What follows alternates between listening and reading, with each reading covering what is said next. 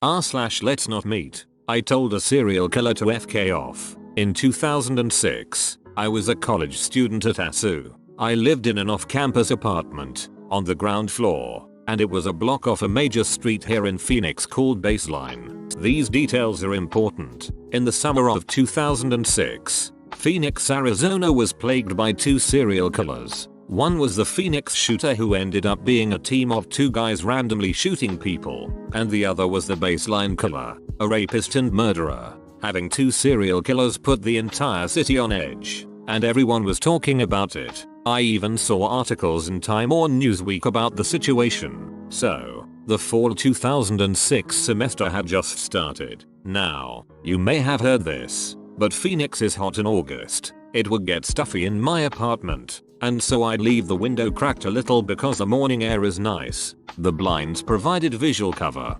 Anyways, one morning, a strange sound woke me up. It was the crack of dawn, 4:45 AM, and the sun was just barely coming up. It was the sound of someone lightly tapping on the window, and it seemed intentional. In my tired state, I figured it could be a bird or some branches or something trivial. Tap tap tap. Silence. After about 90 seconds of nothing, the tapping returned, and it was absolutely purposeful. I was positive it was a human producing this noise. I thought it was my boyfriend, who thought it was cute to try and scare me sometimes. I decided I'd be a bit of a brat and make him wait, but I was also getting really angry. How dare he pull a prank when I'm trying to sleep? This is just like him. I'm going to give him a piece of my mind about disturbing my sleep like this. Tap tap tap. At a certain point, I got up to get a glass of water, still being in the mindset of wanting to annoy my stupid boyfriend who thought this would be funny. But I saw some movement through the slit in the blinds, and I marched over and yanked the blinds so I could see. Definitely not my boyfriend, I said very loudly. What the duck? He sort of seemed taken back by my anger, but only slightly. The man I saw will be with me forever, or more specifically, his eyes and the feeling they gave me were insanely creepy. Honestly, words can't do justice to how terrifying his eyes were. They looked like black orbs with no white in them. Absolutely predatory. When I see pictures of Ted Bundy or Charles Manson, that's exactly what he looked like. Even if you saw a picture of how they looked, it's different when you experience it in person. It totally floored me. Something about this man was profoundly wrong. He was crouched down, like an umpire. He had on dark pants, a dark purple shirt, and a dark Nike hat. He had dark skin. I thought he was Hispanic, but later I found out he was a light-skinned black guy. You'll find out how I learned his name later.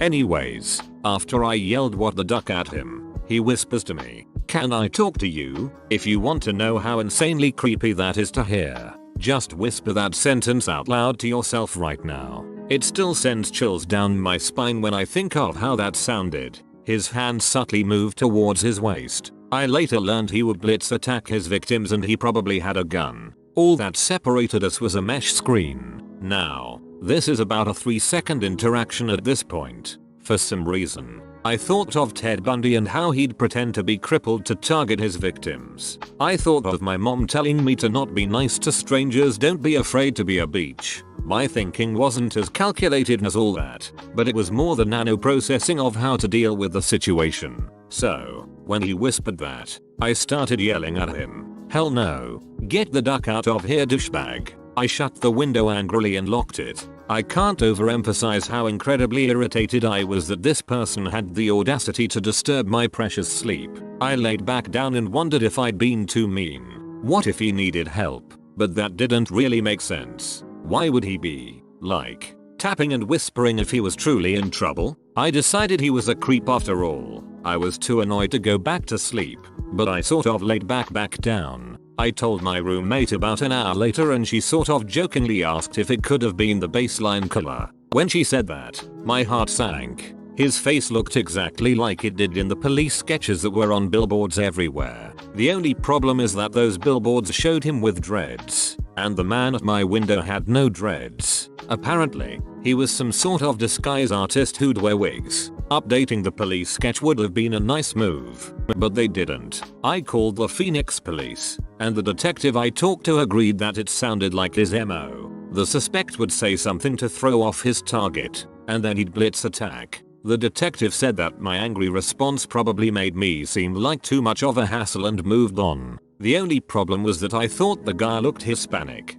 and the detective said many witnesses described him as black. I thought they might want to come out and try for samples or surveillance video or something, but I didn't hear back from the detective. My parents freaked out, then got us knives, pepper spray, and put up signs. Edit. Some PPL asked why I didn't get a gun. I can't remember why I didn't at the time, but I remember it being something I was open to when my dad brought it up. We learned another tenant had complained that same morning.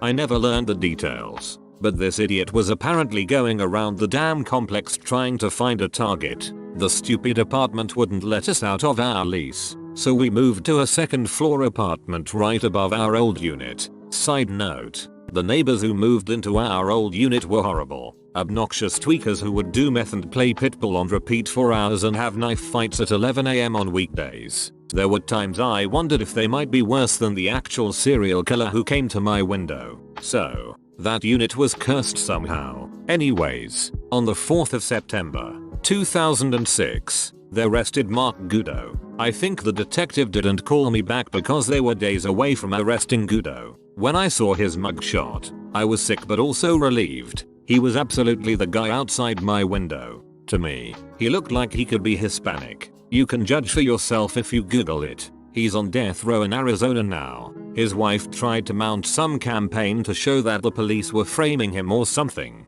On a personal level, it certainly would make for an interesting coincidence if this poor innocent man who they framed was also whispering like a creep and tapping my window. The other cool thing about this story is that I had a really bad eating disorder at the time, and about 8 months after this happened I got in solid recovery. I never would have experienced how wonderful life could be if the slightest thing would have changed that morning in 2006. I can't think of something more scary than a serial killer tapping on your window. That actually happened to me, and if it happens to you, just scare them right back. Don't be afraid to be downright rude to someone who's injecting themselves into your space. It could save your life if you're not afraid to throw your weight around and tell someone off. Trust yourself. You can still be a kind and generous person and still tell someone to duck off. Arizona Republic article. Summer of Fear. Phoenix New Times. Baseline color. All edits I make are minor grammar/sentence flow corrections. I also added some quality articles for anyone who wants to learn more. Our lease would absolutely not keep me in that building after an experience like that. I actually love that you felt guilty for possibly being too rude at first. Says a lot about how large a disparity there is between you and he, in terms of humanity. I've also had contact with a serial killer, though under much different circumstances. I was walking through a parking lot with my GF in the late evening when a man approached me and asked me if I wanted to buy a computer monitor. Normally I'd just walk on by with a polite no, but it just so happened that my computer monitor had stopped working the night before, so I entertained his sales pitch. I'm a pretty huge guy and I don't really have the fear/vulnerability reflex that other people might have. He said he had it in his trunk and I started walking with him to his car. My GF, however, was sketched out and tugged on my arm telling me we had to go. I wasn't terribly invested and I didn't feel like haggling the guy down for a monitor that might not even work. So I told the man I had to go and good luck selling the monitor. It was only later that I found out that this was John Allen Muhammad, the DC sniper. It was the night before he started his shooting spree. TL. Doctor, I almost funded terrorism. Holy shit, that's insane. I made the mistake of googling his face. That guy has some ducked up eyes.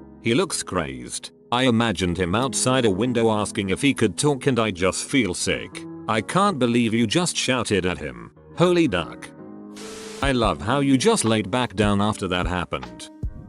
It makes me sound way more badass than I actually am. I thought he was a maintenance worker with a crush or something. Even though that still would have been super creepy to do to someone. I definitely didn't realize what had happened until I talked with my roommate. Yeesh. Imagining some dude crouched outside your window whispering, "Can we talk?" is insanely creepy. And he turned out to be a killer. You're lucky you came away from it. Thank God. Thanks, man. The enormity of the whole thing didn't hit me until about a week later. I was sitting in my room and I was just breathing. And I had such gratitude but also sadness that things could have gone so differently. I could be rotting in a dumpster, but I was breathing. It makes you think about life in a much more delicate way. I have no shame in being a little weary of creepy people if anyone gives me shit about being dramatic. It saved my life to trust myself, so whatever.